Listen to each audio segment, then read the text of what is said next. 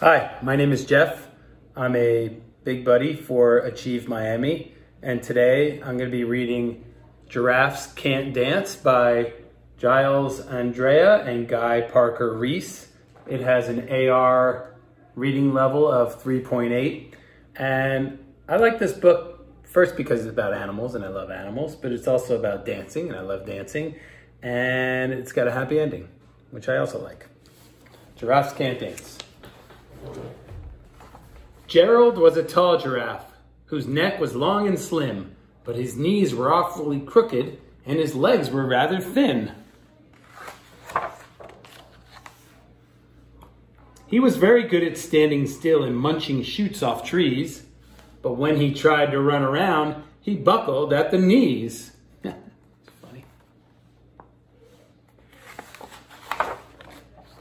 Now, every year in Africa, they hold the jungle dance, where every single animal turns up to skip and prance. Here's the jungle dance. And this year, when the day arrived, poor Gerald felt so sad, because when it came to dancing, he was really very bad.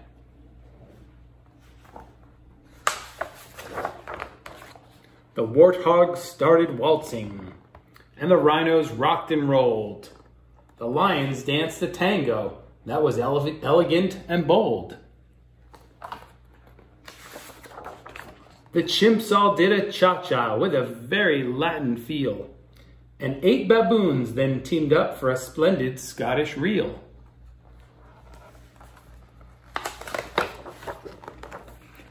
Gerald swallowed bravely as he walked toward the floor, but the lions saw him coming, and they soon began to roar. "Hey, look at clumsy Gerald," the animals all sneered. "Giraffes can't dance, you silly fool. Oh, Gerald, you're so weird." See, this is the part I don't like. It's kind of sad. Boo. Gerald simply froze up. He was rooted to the spot. "They're right," he thought. "I'm useless. Oh, I feel like such a clot."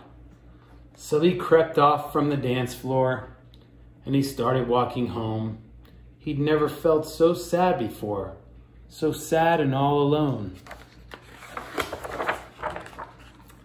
And then he found a little clearing and he looked up at the sky. "The moon can be so beautiful," he whispered with a sigh.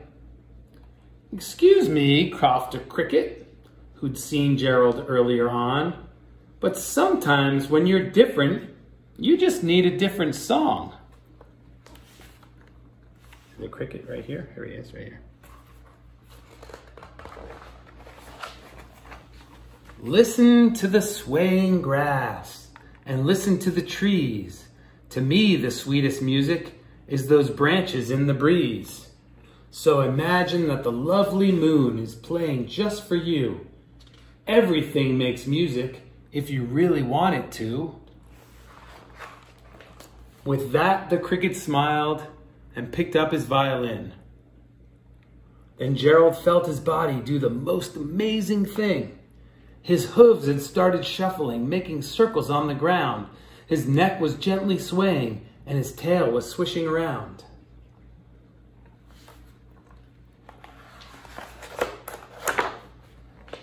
He threw his legs out sideways, and he swung them everywhere.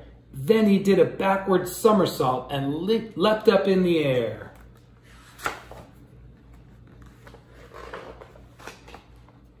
Gerald felt so wonderful. His mouth was open wide. "I am dancing. Yes, I'm dancing. I am dancing," Gerald cried. And look how high he is in the air. You can see the animals down there below. He's even above the birds and the lion. Everybody's up down. The elephants.